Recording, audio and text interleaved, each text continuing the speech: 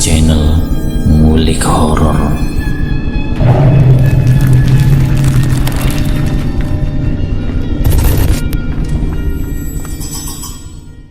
Assalamualaikum warahmatullahi wabarakatuh. Kembali lagi di channel Ngulik Horor.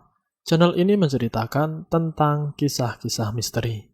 Kali ini saya akan membawakan kisah misteri yang diambil dari Payung Hitam. Kalian juga dapat mengunjungi tweet beliau langsung ya. Nanti linknya saya akan sediakan di kolom deskripsinya. Oh ya, di dalam cerita ini nama dan tempatnya disamarkan semua ya, untuk menjaga privasi pihak yang terlibat di dalamnya. Yuk, daripada kita lama-lama, langsung saja kita simak ceritanya. Bismillahirrahmanirrahim. Kali ini saya akan membawakan kisah misteri yang berjudul Kutukan Jodoh Dayani. Jadi karena ceritanya dari sudut pandang Pak Hanafi, jadi aku menceritakannya sebagai Pak Hanafi. Langsung saja kita ke ceritanya. Dulu di akhir tahun 80-an dan sepanjang tahun 90-an, benar-benar keluarga kami digemparkan dengan satu masalah yang sama sekali cukup menyedihkan dan mengerikan yang terjadi dengan kakakku yang bernama Dayani. Jadi saat kami masih kecil, kami tinggal di sebuah desa yang tidak bisa kami sebutkan. Di sana aku tinggal bersama bapak, ibu, dan Kak Dayani. Aku dan Kak Dayani tumbuh bersama dan terbilang kami cukup kompak. Meskipun usia kami selisih 4 tahun, karena aku masih SD, Kak Dayani sudah SMP. Sejak Kak Dayani SMP yang mulai terlihat layaknya wanita desa, banyak lelaki desa yang suka melihat bahkan iseng mengganggu Kak Dayani. Ya, karena Kak Dayani memanglah cantik. Mungkin tanpa kami sadari, Kak Dayani memang kembang desanya. Bahkan dulu aku selalu direpotkan dengan pemuda desa yang selalu meminta aku menyampaikan salam untuk Kak Dayani. Bahkan tidak jarang mereka juga sering menitipkan selembar surat cinta untuk Kak Dayani. Aku selalu mengantarkan suratnya ke Kak Dayani. Meskipun sambil jalan pulang aku lebih dulu membacanya karena penasaran. Karena dulu aku belum begitu mengerti soal privasi. Lagian kami juga sering membacanya bebarengan. Aku sering melihat Kak Dayani saat kesal karena suratnya, dan juga senyum-senyum sendiri karena surat tersebut. Tapi itu hanya rahasia kami berdua. Karena saat itu Kak Dayani tidak diizinkan pacaran dengan bapak dan ibu, karena tuntutan dari bapak untuk tekun sekolah dan belajar. Saat itu Kak Dayani juga memang selalu dibangga-banggakan bapak dan ibu, karena sering mendapatkan ranking dan nilai yang membanggakan bapak dan ibu. Selain cantik, Kak Dayani juga pintar di sekolah. Lalu saat aku masuk SMP, Kak Dayani tentunya masuk SMA. Sejak SMA, Kak Dayani mulai sering bergaul dan punya banyak teman cowok dan cewek.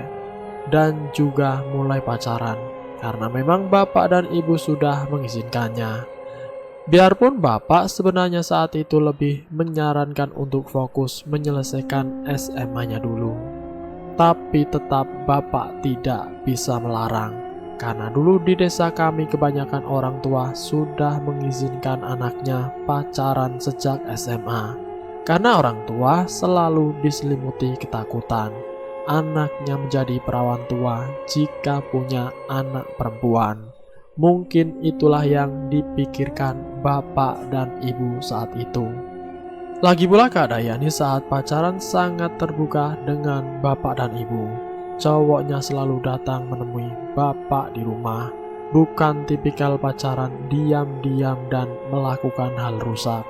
Meskipun saat SMA, Kak Dayani sering gonta-ganti pacar, tapi masih dalam kontrol orang tua.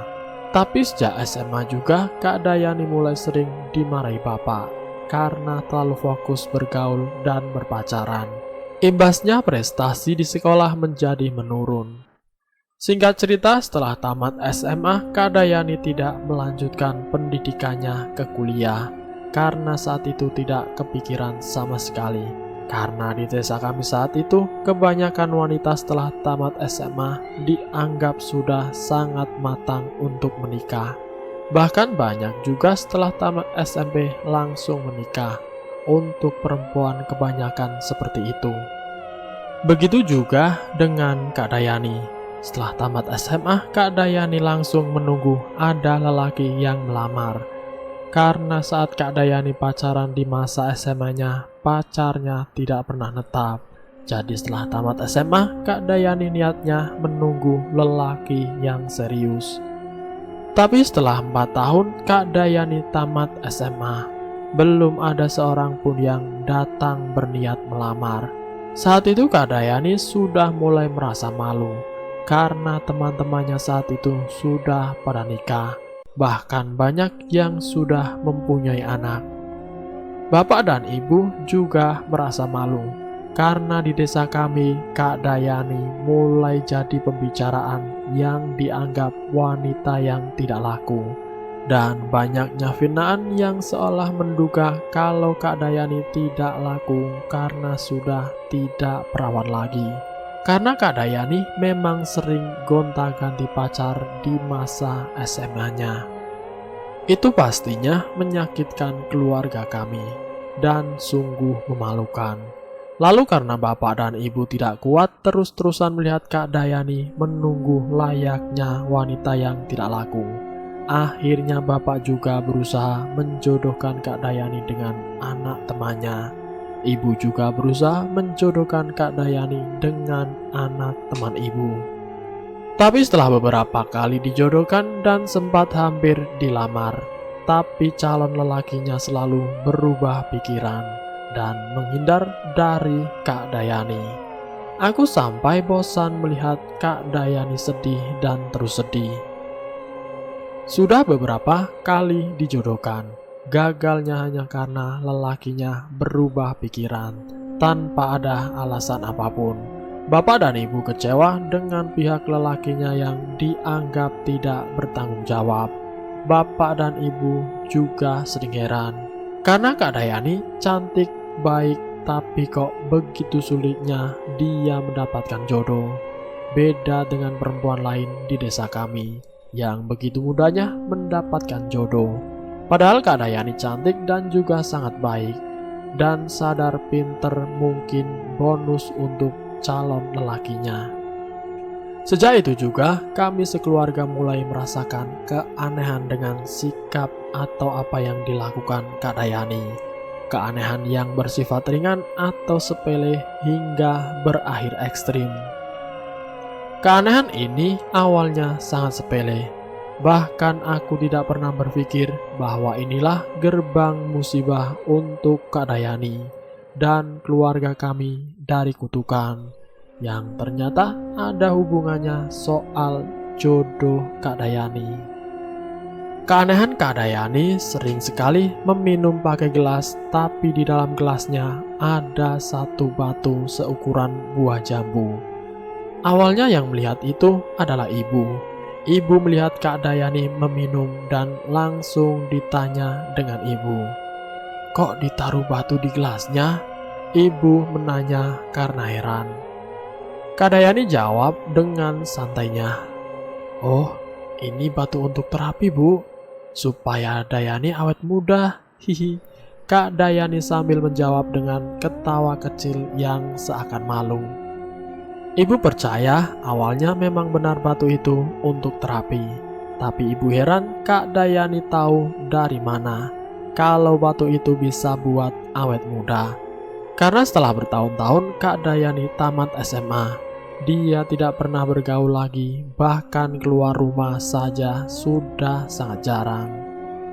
Jangan berpikir kalau Kak Dayani browsing ya, di zaman itu belum ada browser atau Google. Bahkan saat itu TV saja kami belum punya, karena cuma hanya orang kaya di desa saja yang memiliki TV. Karena dulu di masa itu, khususnya desa kami, TV adalah benda yang cukup mewah.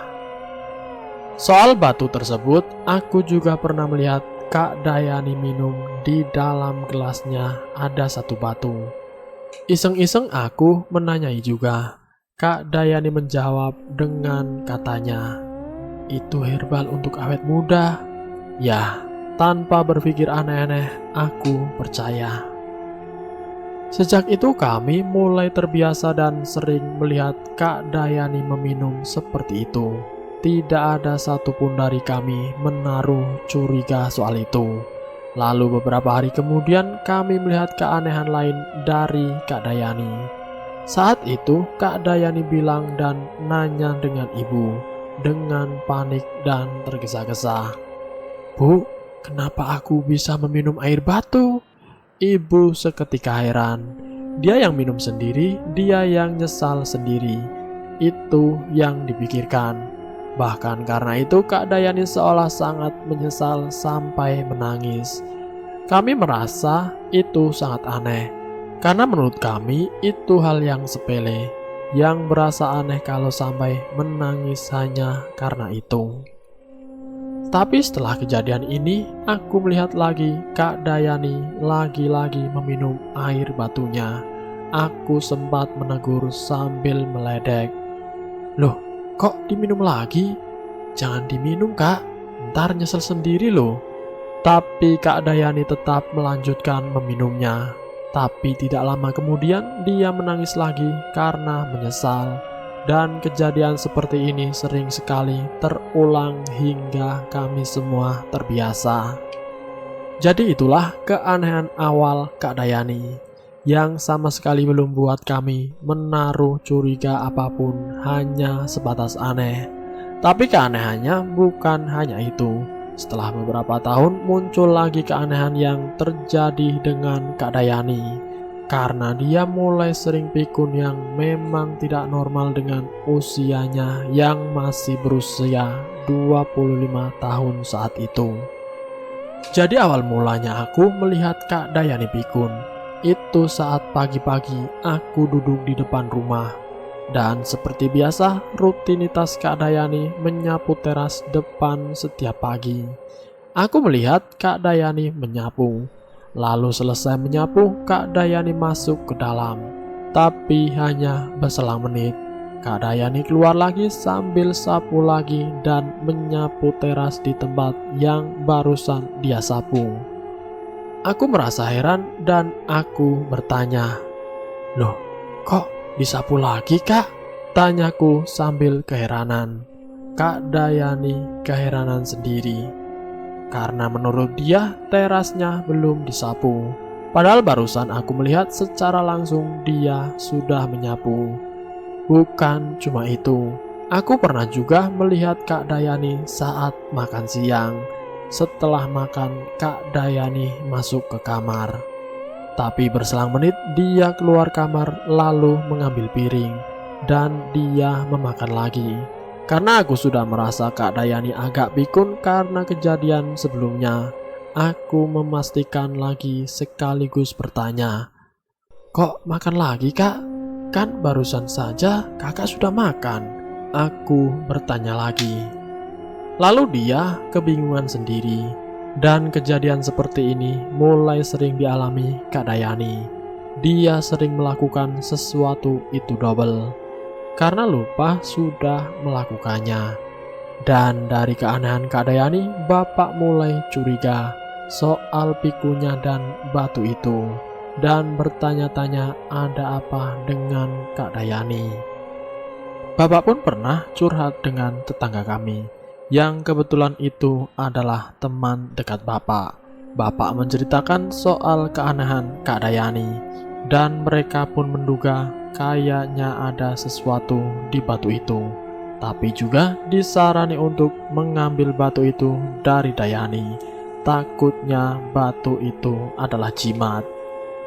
Lalu karena Bapak sudah resah, akhirnya diam-diam Bapak mengambil batunya yang selalu ditaruh Kak Dayani di gelas yang ada di kamarnya.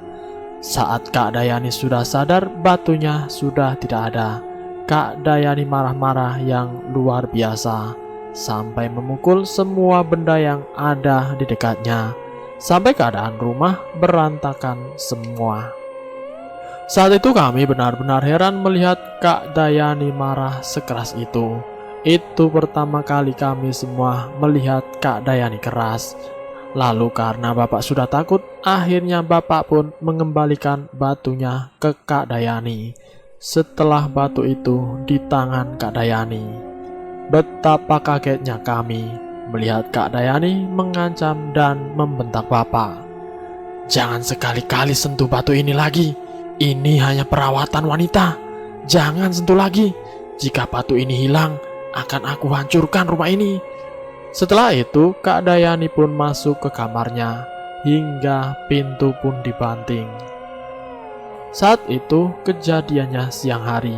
Saat itu, Kak Dayani membuat Bapak ketakutan, hingga kami melihat mata Bapak berkaca-kaca, bercampur sedih dan takut. Kami semua heran. Kenapa Kak Dayani bisa sekeras itu, terutama dengan Bapak.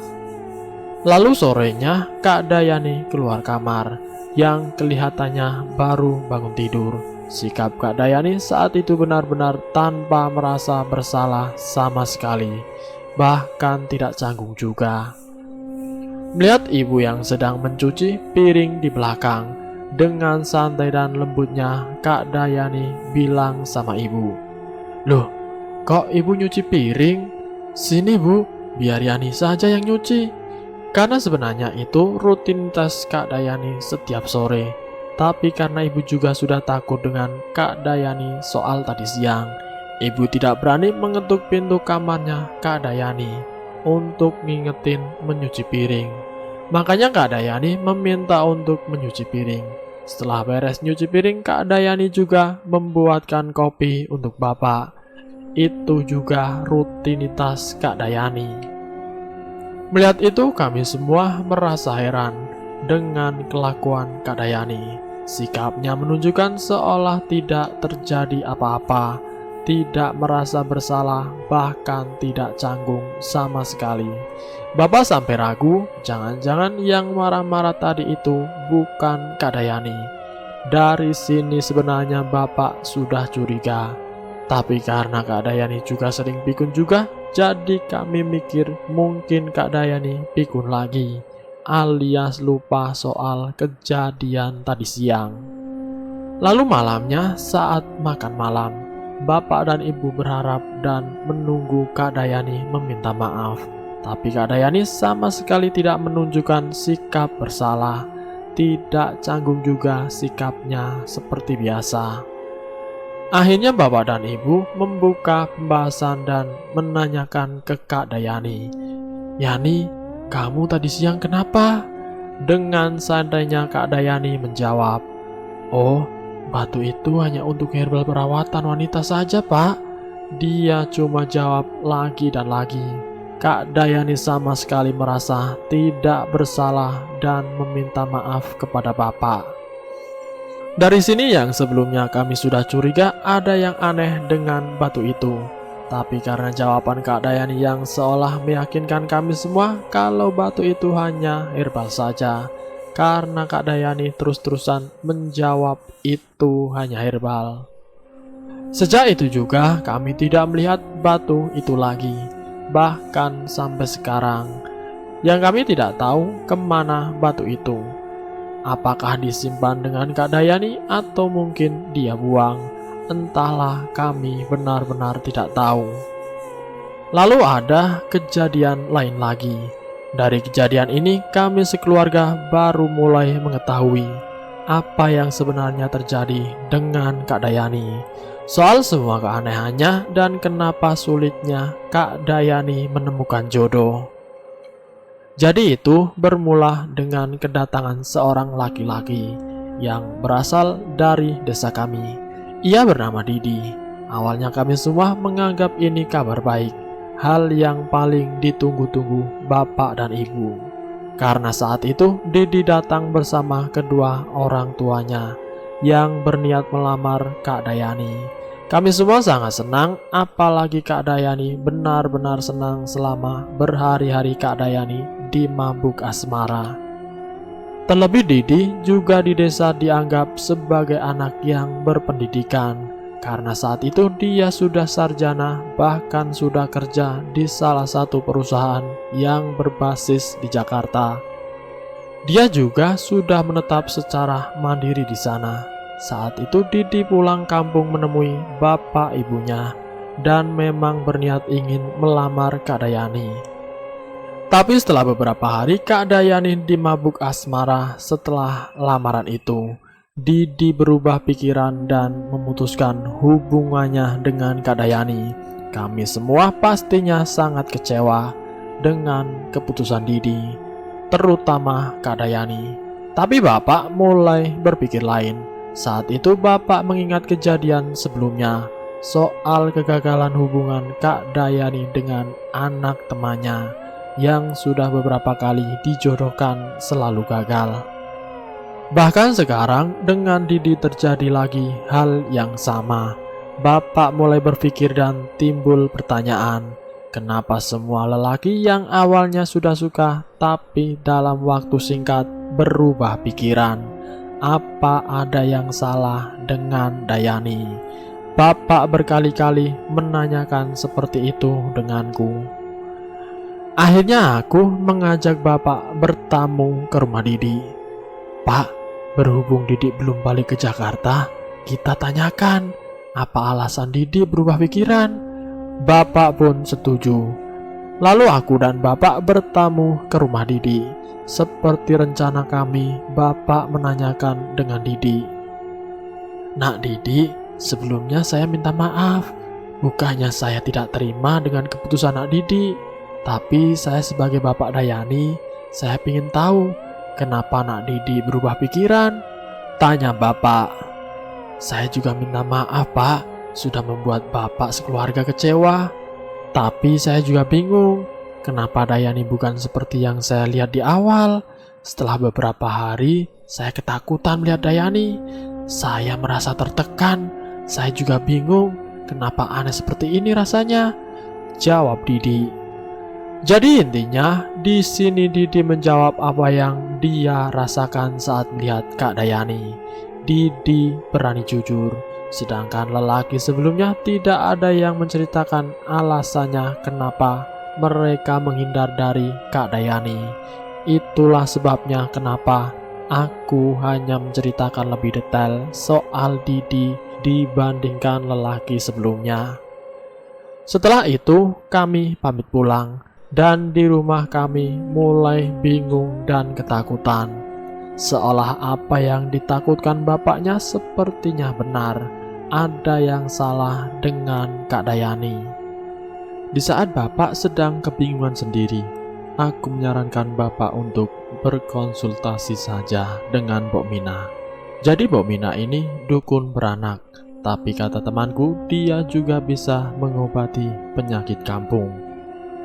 Singkat cerita, bapak pun setuju. Kami langsung mengajak ibu dan kakak Dayani ke rumah Mbok Mina yang berada di desa sebelah. Sesampainya di rumah Mbok Mina, ibu dan bapak langsung menceritakan semua keanehan Kak Dayani, terutama sulitnya Kak Dayani mendapatkan jodoh. Di situ Kak Dayani hanya diam dengan raut wajahnya yang sedih dan pastinya merasa malu. Yang aku yakin dia malu dengan dirinya sendiri, karena kami sekeluarga sudah serepot ini hanya karena tidak ada yang mau berjodoh dengan dia. Kita kembali lagi kepada Mbok Mina. Setelah Mbok Mina diceritakan, Mbok Mina juga awalnya merasa heran. Dia pun berkata, "Kok bisa perempuan secantik ini sulit dapat jodoh? Apalagi pelagaannya sangat lembut." Setelah mengobrol, Mbok pun langsung menggelar tikar untuk duduk di lesehan. Mbok Mina mau menerawang Kak Dayani.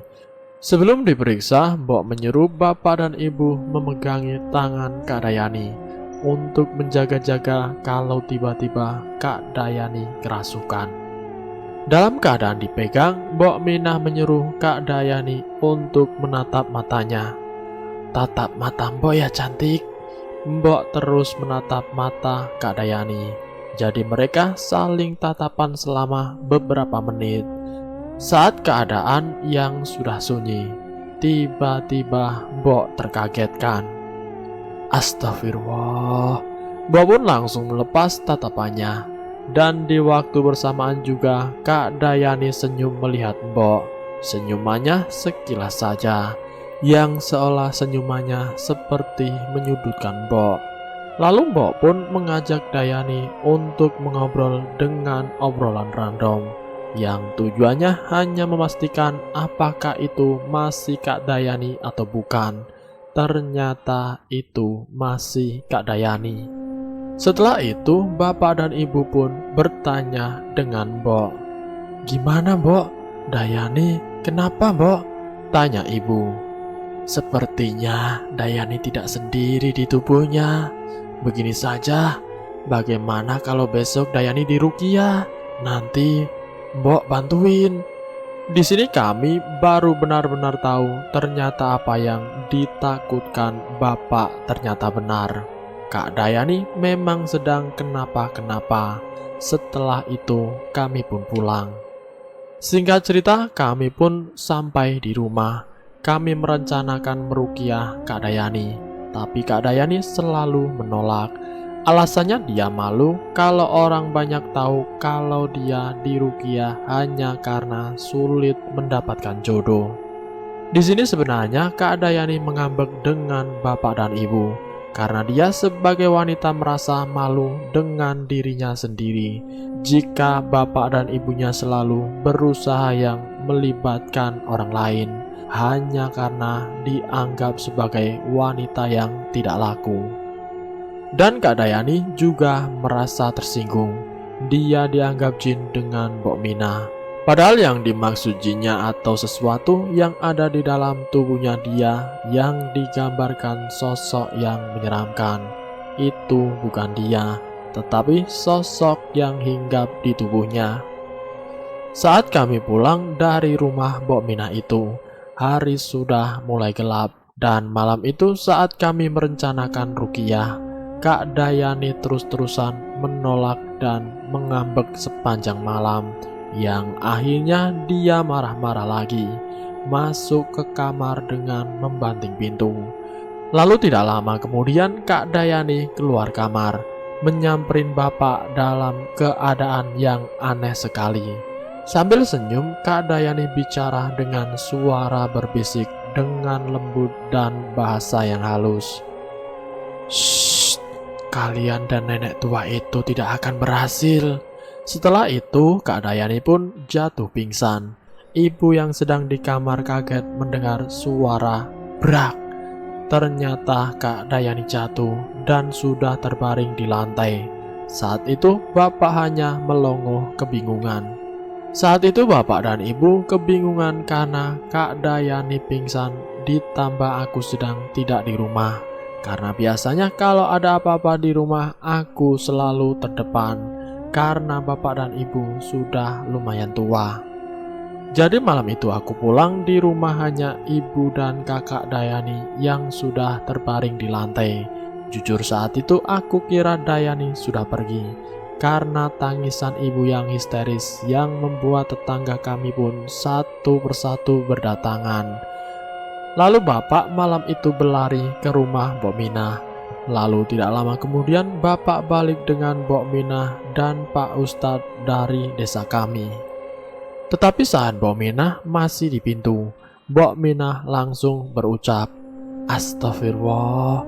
Dia melihat ke arah Kak Dayani. Mbok Minah pun menyuruh kami semua untuk minggir, karena dia melihat ada sosok hitam besar yang menduduki tubuh Kak Dayani. Seketika kami semua berhamburan keluar rumah, karena saat itu aku, ibu dan beberapa tetangga kami sedang duduk di sebelah tubuh Kak Dayani yang sedang terbaring. Malam itu sangat mencekam. Kami semua menunggu di luar, karena Mbok Minah akan berkomunikasi dengan sesosok yang sedang menduduki tubuh Kak Dayani dalam malam itu. Kami semua tidak bisa melihat sesosok itu, hanya Mbok yang melihatnya. Tetapi malam itu kami semua dengar dari luar rumah Mbok Mina sedang berbicara dengan sesuatu yang kami tidak melihat wujudnya. Suaranya aneh, bukan seperti suara lelaki ataupun wanita, dan suaranya juga lembut dan menggunakan bahasa halus seperti tadi aku jelaskan. Kami mendengar isi percakapannya, tapi karena kami tidak mengerti sepenuhnya dari bahasa yang digunakan jin itu, kami hanya mengerti sepenggal saja. Jadi intinya begini. Kamu siapa? Apa tujuanmu? Kenapa kau membuat wanita ini menderita? Siapa yang mengirim kamu ke tubuh wanita ini? Tanya Mbok Mina. Sosok itu hanya menjawab, tubuhnya lembab, nyaman, ini tempatku. Beberapa kali ditanya, dia hanya menjawab itu. Sama sekali tidak menjawab siapa yang mengirim dia ke tubuh Kak Dayani. Setelah Mbok berkomunikasi dengan sosok itu, kami semua berdoa bersama yang dipimpin oleh Pak Ustadz. Kami tidak berhenti berdoa sampai Kak Dayani sadar. Saat hampir tengah malam sekitar jam 10:30, lalu besoknya Kak Dayani diruqyah di musola yang ada di desa kami. Semenjak itu Kak Dayani mulai sering diruqyah selama sebulan 4 kali diruqyah, yang terus dibantu dengan Mbok Mina. Dan selama sebulan itu juga keadaan Kak Dayani mulai semakin buruk. Mulai dari sikapnya yang sudah berubah layaknya sikap anak kecil, dan dia hanya bisa senyum saja. Yang lebih membuat kami terpukul, fisik Kak Dayani juga berubah secara perlahan. Mukanya menua hanya dalam sebulan. Kantung matanya melebar hingga terlihat longgar, yang terlihat bola matanya nyaris terlepas. Tubuhnya sudah sangat kurus. Perubahan sikap dan fisiknya terjadi hanya dalam sebulan. Bapak dan ibu hanya bisa menangis melihat Kak Dayani seperti itu. Kak Dayani terus tersenyum. Kami pun terus melakukan ruqyah lebih sering lagi untuk melawan jin itu, dan terus berdoa agar Kak Dayani bisa kembali seperti semula. Di sisi lain, Mbok Mina menyuruh bapak untuk mencari batu. Batu yang dulunya Kak Dayani sering masukkan ke gelas. Karena soal batu itu juga sudah lebih dulu diceritakan bapak dan ibu.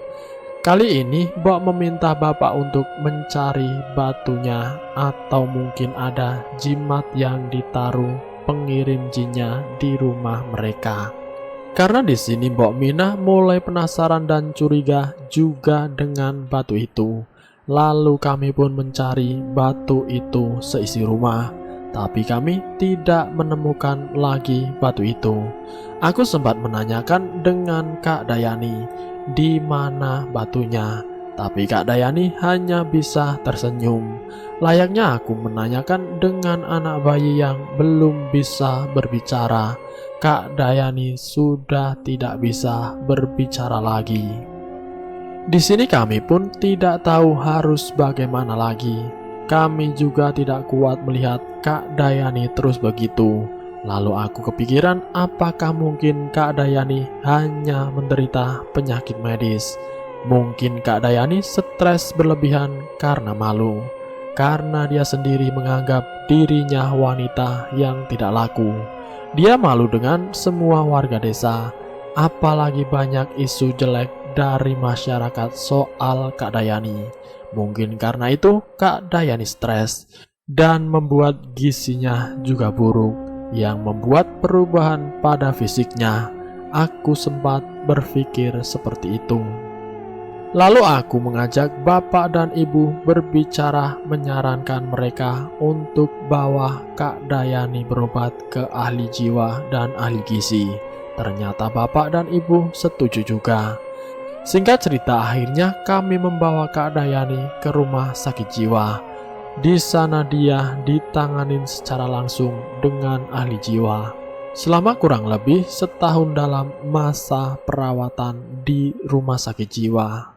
Tapi setelah dirawat dalam kurang lebih setahun, Kak Dayani sama sekali tidak membaik, bahkan semakin buruk saja. Keadaan tubuhnya semakin kurus lagi, keadaan wajahnya semakin buruk lagi. Pokoknya tidak enak dipandang. Pihak rumah sakit jiwa pun juga tidak bisa mendeteksi sumber penyakitnya, dan sama sekali tidak ada perubahan pada sikapnya. Banyak pihak juga yang menyarankan kami untuk pengobatan kampung, termasuk pihak medis. Akhirnya kami pun membawa Kak Dayani pulang lagi. Semenjak Kak Dayani sudah di rumah lagi, banyak anak-anak desa yang ketakutan melihat Kak Dayani. Yang saat itu Kak Dayani suka duduk di depan rumah dengan tingkahnya yang random dan fisiknya menakutkan anak-anak. Bapak dan ibu hanya bisa menangis melihat Kak Dayani. Aku terus melihat ibu menangis. Di sini keluarga kami sama sekali tanpa senyuman. Ada penghalang besar yang membendung senyuman kami, kecuali Kak Dayani yang terus tersenyum. Hingga di satu titik kami sudah mulai bingung mau mengobati Kak Dayani kemana lagi. Lalu singkat cerita, saat itu temannya Bapak menyarankan Bapak untuk membawa Kak Dayani ke Mbah Jiwo, dukun yang dianggap menggunakan ilmu hitam menurut kebanyakan warga di desa kami. Katanya Mbah Jiwo dukun yang kuat. Mungkin Mbah Jiwo bisa mengusir sosok yang ada di dalam tubuhnya Kak Dayani. Awalnya Bapak juga ragu-ragu karena Bapak takut musyrik. Lalu Bapak kompromi dengan aku dan ibu juga. Kami juga awalnya ragu-ragu, tapi karena kami tidak kuat melihat Kak Dayani terus-terusan begitu, akhirnya kami nekat membawa Kak Dayani ke Mbah Jiwo yang saat itu rumahnya lumayan jauh dari desa kami. Sampai di rumah Mbah Jiwo, Kak Dayani langsung memberontak, seperti takut dan benci melihat Mbah Jiwo. Aku pun dan Bapak langsung memegangi Kak Dayani karena kami tidak kuat. Kak Dayani benar-benar kuat. Akhirnya aku dan Bapak mengikat tangan Kak Dayani memakai selendang yang saat itu dipakai ibu. Dalam sekejap selendang itu pun robek dan putus. Akhirnya Mbah Jiwo mengasih kami sehelai daun bambu yang sudah kering dan tipis. Mbah menyuruh kami mengikat tangan Kak Dayani pakai itu. Kami heran, tapi kami tahu Mbah Jiwo dukun, dia lebih tahu soal ini. Kami pun segera mengikat tangan Kak Dayani dengan daun bambu itu. Anehnya Kak Dayani benar-benar tidak bisa bergerak. Ya, aneh, kami juga merasa aneh soal itu. Setelah Kak Dayani bisa tenang, barulah kami menceritakan dengan Mbah soal Kak Dayani. Mbah pun memeriksa Kak Dayani dengan metode-metodenya yang kami tidak mengerti. Setelah itu, barulah Mbah menjelaskan dengan kami. Dan disinilah kami akhirnya dapat jawaban soal semuanya. Ada sosok jin hitam, besar dan kurus, bermata merah, yang ada di dalam tubuh anak ini. Kasihan dia, ada yang mengirimkan jin ini ke tubuhnya agar anak ini sulit untuk mendapatkan jodoh.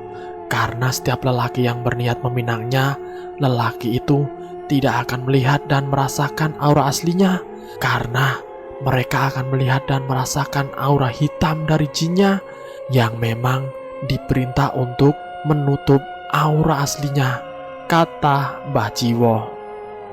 Ternyata di sini kami baru tahu kenapa dulu setiap lelaki yang dijodohkan dengan Kak Dayani, termasuk Didi, selalu gagal hanya karena mereka berubah pikiran. Ternyata tanpa mereka sadari, mereka hanya melihat dan merasakan aura hitam dari jin itu. Ini khusus buat lelaki yang berniat meminang atau menikahi Kak Dayani, kata Mbah Jiwo juga. Jin yang ada di dalam tubuh anak ini sudah menyatu dengan sempurna di tubuhnya. Itulah sebabnya kenapa fisiknya berubah. Karena itu mendekati bentuk sosok asli jinnya, Mbah Jiwo berkata menjelaskan. Lalu bapak pun memohon dengan Mbah Jiwo untuk bisa mengobati dan mengusir jin yang ada di dalam tubuhnya. Mbah Jiwo juga menjelaskan dengan kita. Katanya setiap jin yang dikirimkan biasanya selalu ada bukti yang tertinggal berupa jimat yang sebagai pengantar jinnya memasuki tubuh korbannya. Lalu bapak pun langsung menjelaskan soal batu itu. Batu itu lagi. Kalau batu itu berupa jimatnya, kemungkinan anak ini akan bisa diselamatkan. Karena batu itu adalah gerbangnya untuk jin itu masuk ke tubuhnya. Juga untuk jin itu keluar dari tubuhnya. Mbah Jiwo menjelaskan lagi. Setelah itu kami pun pulang.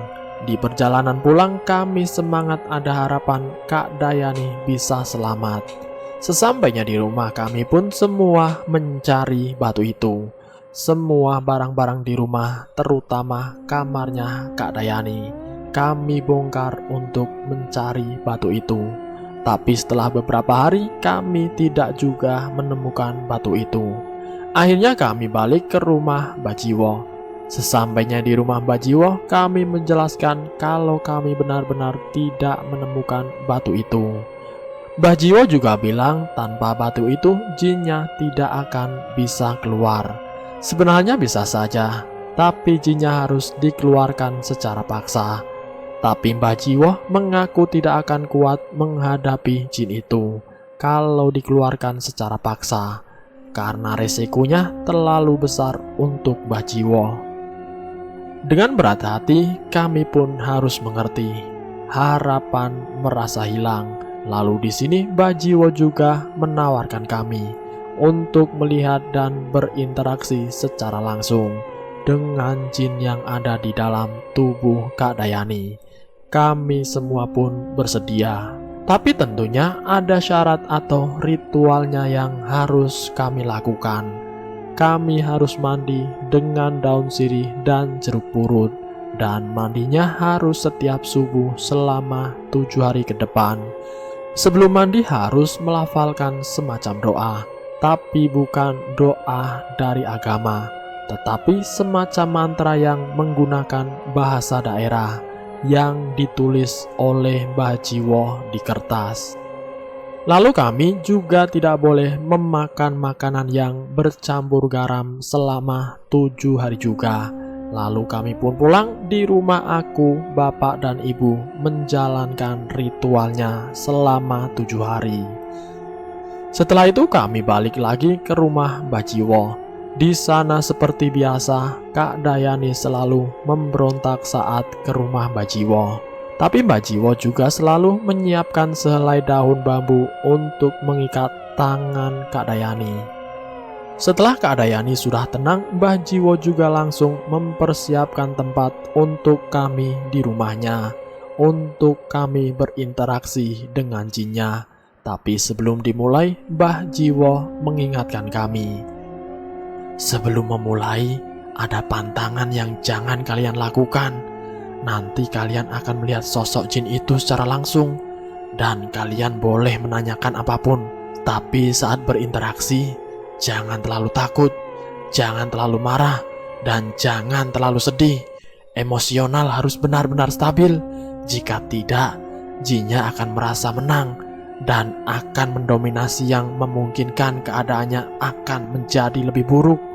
Mbah Jiwo menjelaskan. Mendengar itu, aku bergetar, tapi aku memaksa berani. Lalu aku, bapak dan ibu disuruh duduk berbaris di hadapan Kak Dayani. Setelah Mbah menyuruh kami menutup mata, Mbah pun menghusap muka kami semua dengan kain lap yang basah yang sudah diisikan mantranya oleh Mbah Jiwo. Setelah itu, baru Mbah menyuruh kami untuk membuka mata, dan aku dengan jelas persis di hadapanku ada satu sosok yang sangat besar, hitam dan sangat kurus. Matanya terlihat longgar dan merah. Dia senyum melihat kami semua. Dan bapak pun langsung memulai bertanya, yang seolah seperti mengobrol dengan jinnya. Di sini kami tidak bisa memahami semua maksud dari jin itu, karena bahasa jin itu yang menggunakan bahasa daerah halus. Yang kami tangkap atau yang kami pahami, jinnya mengatakan tidak akan bisa dan tidak akan mau keluar dari tubuh Kak Dayani. Jin itu juga bersumpah kalau Kak Dayani tidak akan pernah selamat. Jin itu mengatakan dengan bahasanya yang lembut dan halus. Bapak juga sempat menanyakan siapa yang mengirimkan dia ke tubuhnya Kak Dayani.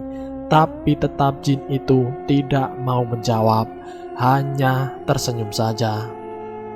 Di sini kami semua telah melihat dengan jelas persis di hadapan kami jin itu. Setelah mengobrol, kami pun pamit pulang dengan Mbah Jiwo. Bapak dan ibu sangat lemas. Ibu tidak pernah berhenti menangis. Setelah ini kami benar-benar pasrah. Kami hanya bisa berdoa dan berharap Kak Dayani bisa kembali lagi. Dan pengobatan dengan Mbah Jiwo adalah pengobatan terakhir Kak Dayani. Kak Dayani tidak pernah sembuh lagi. Yang akhirnya sampai bertahun-tahun ke depan keadaan Kak Dayani masih seperti itu. Akhirnya kakak saya, Kak Dayani, wanita tercantik kami, meninggal dunia pada tahun 2003 di usianya ke-31 tahun, meninggal secara mendadak. Singkat cerita, setelah Kak Dayani pergi, bahkan sampai sekarang kami belum tahu siapa yang tega membuat Kak Dayani menderita semenderita itu. Apakah Kak Dayani telah menyakiti hati orang lain hingga membuat orang itu menjadi orang terjahat untuk dirinya sendiri? Atau mungkin itu hanya orang syirik yang sangat kejam, tanpa dikaruniai belas kasih sesama manusia. Tapi kami sekeluarga sudah melupakan kejadiannya dan juga sudah memaafkan siapapun pelaku di balik ini semua. Kami tidak ingin kembali mengingat kisah ini, tapi di sini kami hanya ingin membagikan kisah kami. Semoga bisa dijadikan pembelajaran. Dan selesai. Itulah kisah misteri yang berjudul Kutukan Jodoh Dayani. Semoga arwah Dayani bisa tenang di alam sana. Dan semoga kisah ini bisa menjadi pembelajaran buat kita. Dan semoga kisah yang dialami Dayani tidak terjadi kepada kita semua. Semoga kita semua selalu tetap dalam lindungan Allah Subhanahu wa Ta'ala. Terima kasih sudah mampir di channel kami. Jika kalian tertarik dengan video kami, silahkan tekan tombol like, share, dan komen. Tekan subscribe untuk mengikuti video kami selanjutnya. Wassalamualaikum warahmatullahi wabarakatuh.